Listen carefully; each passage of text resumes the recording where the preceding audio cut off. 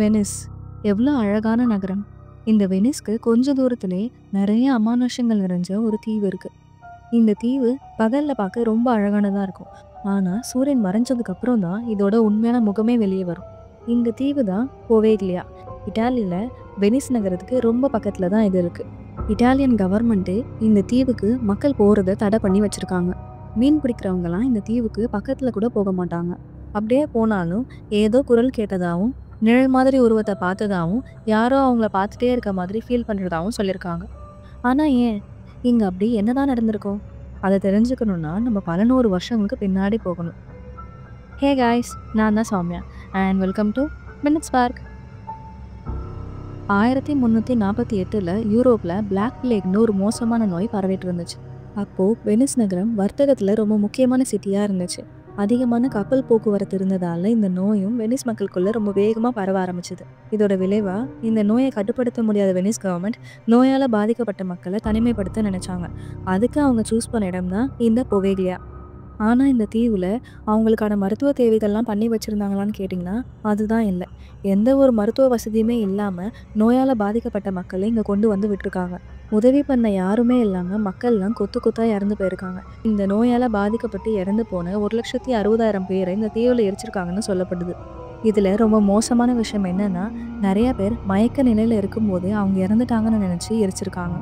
இந்த தீவில் பாதிக்கும் மேற்பட்ட மண்ணில் மக்களோட சாம்பல் தான் கலந்துருக்குன்னு சொல்கிறாங்க. இப்படி ஒரு மோசமான வரலாறு கொண்ட இந்த தீவு பல வருஷத்துக்கு கைவிடப்பட்ட நிலைக்கு வருது. இந்த சம்பவத்துக்கு அப்புறமா 1922 இந்த தீவில் சைக்கியாட்ரிக் ஹாஸ்பிட்டல் ஒன்று கட்டுறாங்க. ஆரம்பத்தில் என்னமோ இந்த ஐடியா நல்லா தான் இருந்திருக்கு. தனிமையான ஒரு இடத்துல மனநிலை பாதிக்கப்பட்டவங்கள நல்லா பார்த்துக்கலான்னு. ஆனால் கொஞ்ச நாள் போக போக இங்கே இருக்க பேஷண்ட்ஸ்க்கெலாம் ஏதோ வினோதமான சத்தம் கேட்க ஆரம்பிச்சிருக்கு. நைட்டில் ஏதோ கருப்பு உருவத்தை பார்க்குறதாவும் யாரோ அவங்க பேர் சொல்லி கூப்பிடுறதாகவும் சொல்லியிருக்காங்க. இது மாதிரி விஷயங்களை நல்லா இருக்கவங்க சொன்னாலே பைத்தியம் தான் நினைப்பாங்க. இதில் அவங்க சொன்னால் எப்படி நம்புவாங்க? இந்த நிலமையில தான் அந்த ஹாஸ்பிட்டலுக்கு பாலோன்னு ஒரு டாக்டர் வராரு.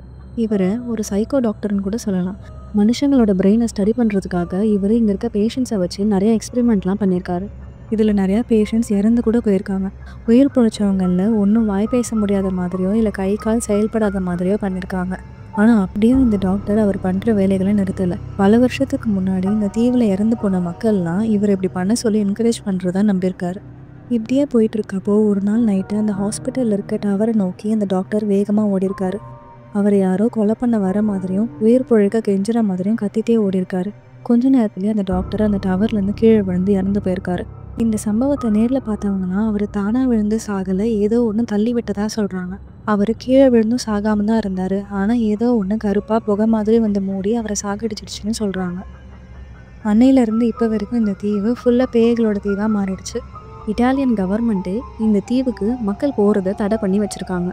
இதெல்லாம் மீறியும் போவேக்லியா தீவுக்கு போகிற மக்கள் அங்கே ஏதோ உருவத்தை பார்த்ததாகவும் ஏதோ அமானுஷ குரலை கேட்டதாகவும் சொல்லியிருக்காங்க.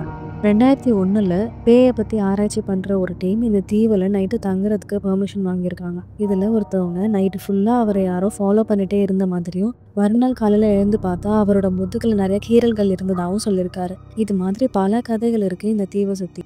இப்படிப்பட்ட இந்த தீவுக்கு நீங்கள் போவீங்களா மாட்டீங்களான்னு கமெண்ட்டில் சொல்லுங்கள்.